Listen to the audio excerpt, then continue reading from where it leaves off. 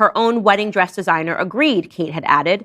Meg asked if Kate was aware of what was going on right now with her and her father. Oh, so that's great. So Meghan has obviously fumbled the ball, has not set up this time for this dress to be tailored. It's T-minus a couple of days until the wedding. Rather than saying, I'm sorry I fumbled this, how can we fix it? Meghan then says, don't you know what else I'm going through? Me and my dad are fighting in the public right now. This is because this is what her and Harry do. They don't ever want to take responsibility for anything that they do. And so they mind you serious? Some other emotion that's going on and going, hey, I can't be at fault for anything. Me and my dad are fighting. Don't you see that? Don't you see that I have a lot going on right now? This is why I failed to communicate to you regarding a tailor and your daughter's dress. This is why I failed to answer your message when you reached out about your daughter's dress. Kate said she was well aware, but the dresses and the wedding is in just 4 days. Yes, Kate, I know, says Meghan. And Kate had other problems with the way that Meg was planning her wedding. What? Something about a party for the Page boys. The Page boys, half the kids in the wedding are from North America. They haven't even arrived yet. It went back and forth. I'm not sure what else to say. If the dress doesn't fit, then please take Charlotte to see AJ. He's been waiting all day. That's from Meghan. Kate replies, fine. This is where the narrative continues. Harry writes, a short time later, I arrived home and found Meg on the floor sobbing. You serious? Meg is a 40-year-old woman. Why is Meg on the floor sobbing after having a back-forth text message with her to-be sister-in-law about a dress? Why? Why would you be on the floor sobbing over a bridesmaid's dress because you fumbled the ball? I was horrified to see her so upset, but I didn't think it was a catastrophe because it wasn't, Harry. Your wife is just melodramatic. Emotions were running high, of course. After the stress of the last week, the last month, the last day, it was intolerable, but temporary. Kate hadn't meant any harm, I told her. I mean, can you actually believe that this made it into his book? A squabble over a 7-year-old in her bridesmaid dress that Harry thought that it was appropriate to put his niece, hang his niece out to dry as being upset for wearing a bridesmaid dress, something that was a private communication about something that is so innocuous.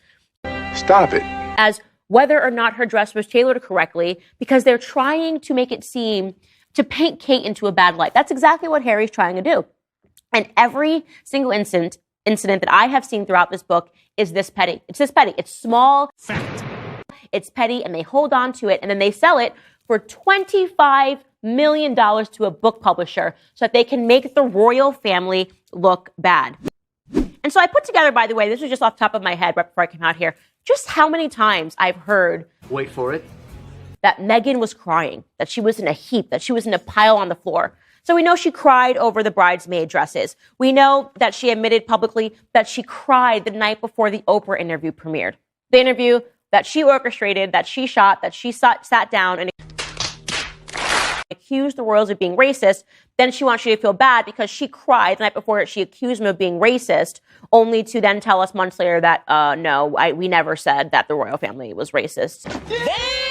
They're just going to gaslight us.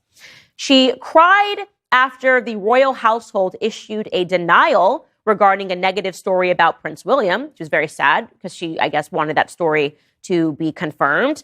She told us that she cried. Are you serious? When she called Tyler Perry, who was a perfect stranger and who she did not know. She said she completely lost control and she sobbed on the phone to him, and it was easier to talk to him because he was a stranger. No, it wasn't easier to talk to him because he was a stranger.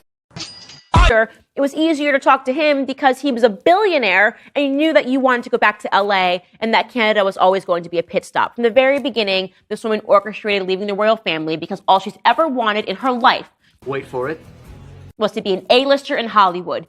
She did not have the talent to become an A-lister in Hollywood. She was relegated to a D-list actress spot on a show called Suits that nobody in America had seen, but apparently, which Prince Harry lets us here it comes. No, Kate and William were fans of, right? And so in order to get what she wanted, she called Tyler Perry and said, "Hey, what's going on?" And Tyler Perry offered her his home, which is in Hollywood. And that is where she went, and that is how she left Canada, claiming that it was for privacy reasons, when in reality, it's because this woman wants to be famous, desperately wants to be famous on her own terms. But let's keep going. She cried for Tyler Perry on the phone. She cried, don't forget, when she landed in America after their freedom flight. You know, they just record every moment of their lives, not because they're planning to have a Netflix docuseries and to sell their family down the river for $100 million. Are you serious? Because that's just normal. They always just capture moments of themselves. And she said when she landed, she ran into some person's arms and said, I really tried for 2 years to fit into this family before I realized I didn't want to be here. Stop it. And that was from the very beginning because you were never planning on serving the British public. You are an American through and through who wants to climb the ladder.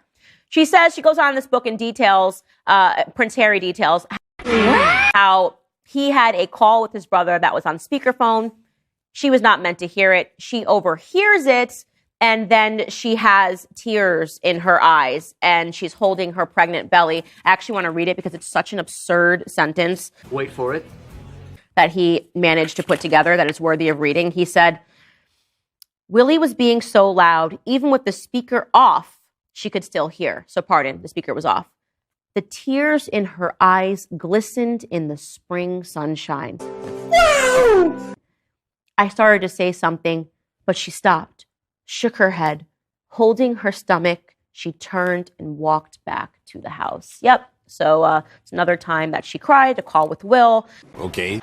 And then, of course, I think the biggest incident of her crying took place at Frogmore Palace on the day that she decided that she was going to force Harry to say that they were going to leave the royal family. And how did she do this? By threatening to kill herself and to kill her unborn child. And then she tries to tell us this was Harry's idea to leave the royal family. No, it was Harry's idea that you seeded into his mind intentionally by claiming that you were just about to kill yourself and your unborn child. That doesn't make sense. It is completely psychopathic for a person to hold their stomach and say, I want to end my life because I'm so miserable here. Of course, she is expecting that in response, Harry will say, let's leave the UK. And that's exactly what he did. And I want to Hey, y'all, come look at this. read that passage from his book.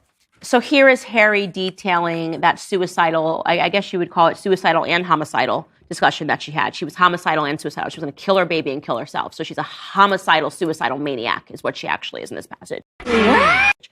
He says, I walked home from the office and found Meg sitting on the stairs. She was sobbing uncontrollably. My love, what's happened? I thought for sure we'd lost the baby. I went to her on my knees. She choked out that she didn't want to do this anymore. What? Do what? Live. I didn't catch her meaning at first. I didn't understand. Maybe didn't want to understand. My mind just didn't want to process the words. It's all so painful, she was saying. What is? To be hated like this. For what? What had she done, she asked. She really wanted to know. What sin had she committed to deserve this kind of treatment? She just wanted to make the pain stop, she said. Not only for her, but for everyone. For So that was a lie. me, for her mother. But she couldn't make it stop, so she had decided to disappear. Disappear? Without her, she said, all the press would just go away. And then I wouldn't have to live like this. Our unborn child would never have to live like this. What? No! God, please, no! So if she kills the baby won't have to live through bad press. That's what she's saying to her husband as she's crying, right? If I kill our child, then our child won't have to read all of the bad press. It's so clear, she kept saying. It's so clear. Stop it. I just have to stop breathing, stop being. This exists because I exist. I begged her not to talk like that. I promised her that we'd get through it and that we'd find a way. In the meantime, we'd find her the help she needed. I asked her to be strong and to hang on. And that, my friends, is the point in this book where Meghan orchestrates manipulating him to leave the royal family. And he can't see it because he's thick, as we've learned throughout this entire book.